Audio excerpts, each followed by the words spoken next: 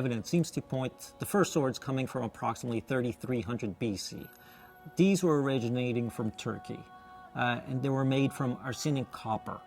Now, it's important to understand that these swords were not made the same way as we think traditionally about swords. They weren't forged, they were cast. Copper was heated to 1100 degrees Celsius and melted into molds. So these were really the first swords that we have found, and again, originating towards Turkey. That's where they were found.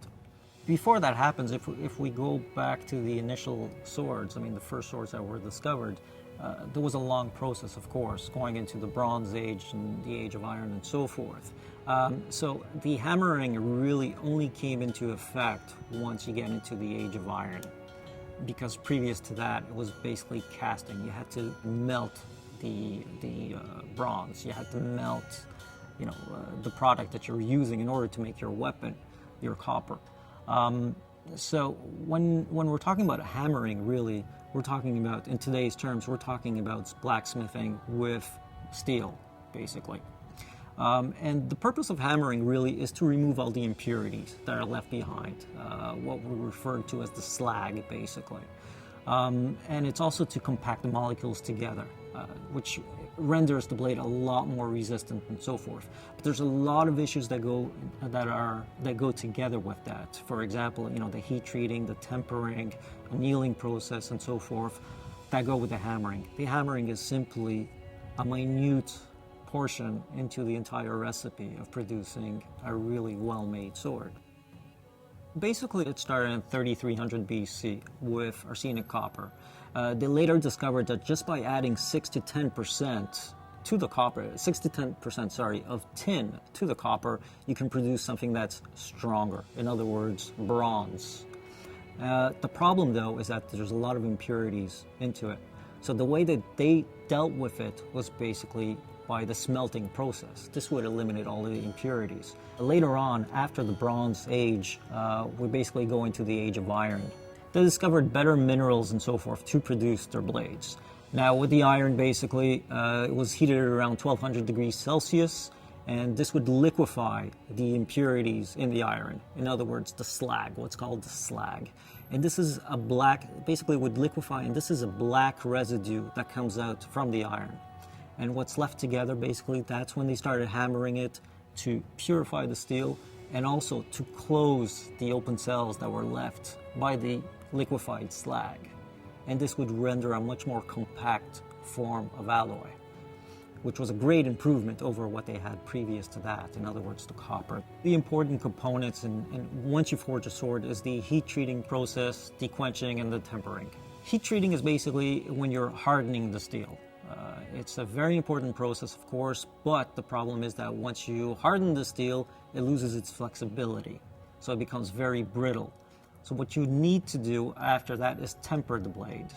When you temper the blade, you remove some of that hardness, because the harder the steel is, the more brittle it becomes. So what you need is a proper balance between flexibility and the hardening. So it's a very delicate game between the two. So with the tempering, what you're really looking for is increased toughness as opposed to increased hardness, which are very different. It's subtle, but very different. When we're talking about medieval swords, we're referring to swords from the Dark Ages all the way up to the end of the Middle Ages, beginning of the Renaissance. So we're talking about the 15th century, essentially.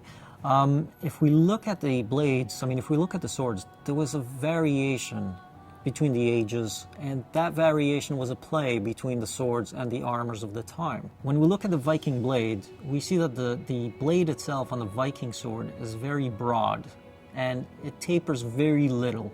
There's almost no tip at all to it. It's very rounded. And the reason being is that the Viking sword was used basically to slash, to break chainmail. That was the main purpose of it. It was to cut, not to thrust. Later on, when we go into the Middle Ages, when we go into the 13th century, for example, even before that, with the Norman invasion and so forth, we see a change in the Type 10 swords. They're becoming a lot more tapered, and that's because of the changing armor again. And then when we go into the 13th century, for example, we see swords with a lot, much more tapered with tips. Now, the reason being is because armor was getting heavier and heavier all the time. Going back again, the Viking era, where you're talking about cloth, you're talking about chainmail and so forth. Then you're going up to the Norman invasion. Well, you're talking about chainmail again, but it's a little bit heavier, with gambesons and so forth. And then when you're talking about the 13th century, 14th century, again, talking about chainmail, but then added plates. So more and more, the bladesmiths of the time had to compete with the armorers of the time. It was basically essentially an arms race. Now, that did change the profile of the blades because there were different techniques that were used to fight. Essentially, during the 13th century, 14th century, we saw the blades being more tapered, more pointy, because the knights and the warriors basically had to thrust in order to kill the opponent, as opposed to cut. You would not be able to cut through a full plate armor, for example, 15th, 16th century. You wouldn't be able to do that. So there's no point in having, for example, a Type 10, like a Viking sword against a full plate armor. You would never cut through that. The idea really was to pierce into the openings, under the gorget, under the armpit, and so forth, and the eye slit. It was really a piercing weapon. Darksword Armory began in 1997. At the time, I was a collector myself, and I was having a really hard time finding some quality products. In other words, quality swords that were handmade. That was really the type of collector that I was. I wasn't interested, and I'm still not interested in machine-made swords and so forth. I really wanted to basically have a collection of works of art. And if something is machine-made, personally, I don't necessarily find it equated to a work of art. That being said, however, the original idea of Darksword Armory was to produce battle-ready swords that were purely handmade. And that's something that I'm very proud about. We're known to produce some of the toughest swords in the industry right now. Darksword is where it is because I took my passion and I built on it. I knew what I was looking for as a collector, and I know that a lot of people are like myself. They're looking for the same thing.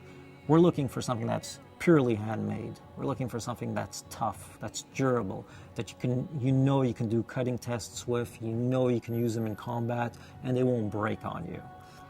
That's very important. Another aspect of it is the historical research. Now, we make all types of swords. We make fantasy, we make inspirational pieces, but we also make historical pieces. And for the historical pieces, I do a lot of research. I have a lot of contacts in museums. I have contacts among antique dealers who I go see on a regular basis. I travel. I go a lot to France, basically all over Europe, basically, to go into the museums and take dimensions, take pictures, and see them firsthand. And this goes into our production. I think that the important component, one of the important reasons why Darksword has become what it is today, is really that aspect, the care that goes into the quality, the workmanship, the fact that they're handmade and not machined. So it really is a passion project.